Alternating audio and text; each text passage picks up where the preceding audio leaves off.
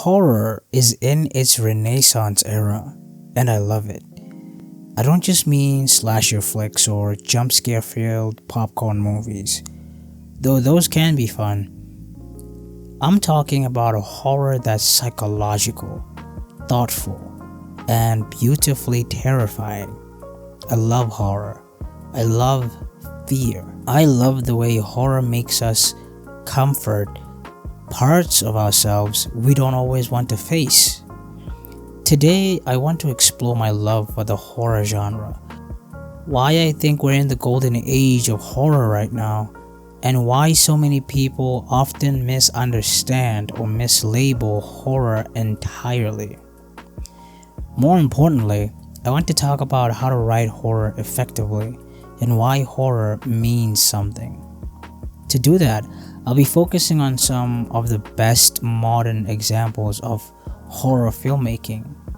Hereditary 2018, A Quiet Place 2018, Get Out 2017, and the works of Mike Flanigan, especially The Fall of House of Usher 2023, which draws beautifully from Edgar Allan Poe. Horror is not just about being scared. It's about what we're scared of and why. Hereditary shook me, and I don't say that lightly. Ari Aster crafted a film that isn't just about supernatural horror, it's about grief. The scariest parts of Hereditary aren't the ghosts or demons, it's the family trauma, it's the inherited pain, the inevitability of loss, the feeling that no matter what you do, you can't escape the horrors of your family's past. What makes Hereditary so powerful isn't the gore, it's the emotional violence. For writers, this is key.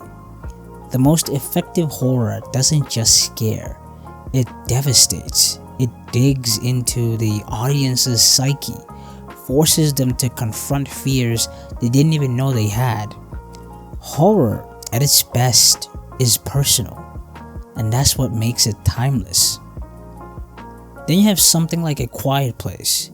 It's technically post-apocalyptic sci-fi horror, but what makes it terrifying is the silence. The horror isn't just the monsters, it's the dread of being unable to make a sound. It's the horror of parenting in a world where one wrong move means death. This film turns sound into a source of terror, and that's brilliant writing. Horror doesn't always have to be loud. It can be the absence of noise, the anticipation of a threat rather than the threat itself. For writers, horror is not just about what you show, it's about what you don't show. Let the audience imagine the horror. Their minds will often scare them more than you can. Now let's talk about Get Out. Get Out is one of my favorite horror movies because it's psychological horror, masked as social commentary. It's terrifying not because of monsters, but because of people.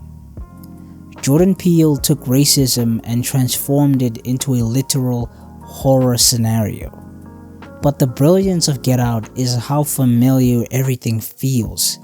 The passive-aggressive comments, the microaggressions, the feeling of being watched, judged, trapped. The horror isn't something supernatural, it's systematic, and that's why it hits so hard. This brings me to a point I want to clear up. The confusion between psychological thrillers and horror. People often ask, is this really horror? And to that I say, yes. Horror isn't defined by monsters or slashers. It's defined by fear. And sometimes, the scariest things are entirely human.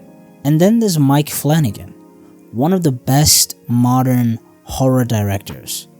If Get Out is psychological horror and A Quiet Place is sensory horror, then Flanigan is gothic horror reborn.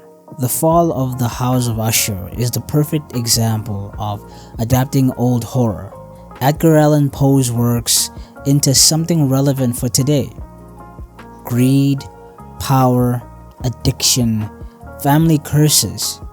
It's Shakespearean tragedy mixed with Poe's haunting lyricism. What I love about Flanigan's work, from The Haunting of Hill House to Midnight Mass, is how it blends philosophy with horror. His stories aren't just scary, they're meditations on death, grief, guilt, faith, and humanity's self-destruction. For writers, horror doesn't have to be surface level. Horror can be intellectual. Horror can be literary. Horror can be beautiful. Horror is vast. It's not just about jump scares or haunted houses. It's about grief, silence, psychology, guilt, and even societal decay. It's about why we are afraid, not just what we are afraid of. As writers, we should embrace all aspects of horror. We should tell stories that dig into the heart of what makes us human, because that's where true horror lives, not in the dark, but in the parts of ourselves we don't want to see. Because in the end, horror isn't just something we watch, it's something we feel, something we live, and that's what makes it so powerful. If you enjoyed the video, please let me know down in the comments, and tell me, what's your favorite horror genre?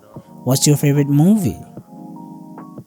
Until next time, and remember, thank you for giving me your time today. Peace.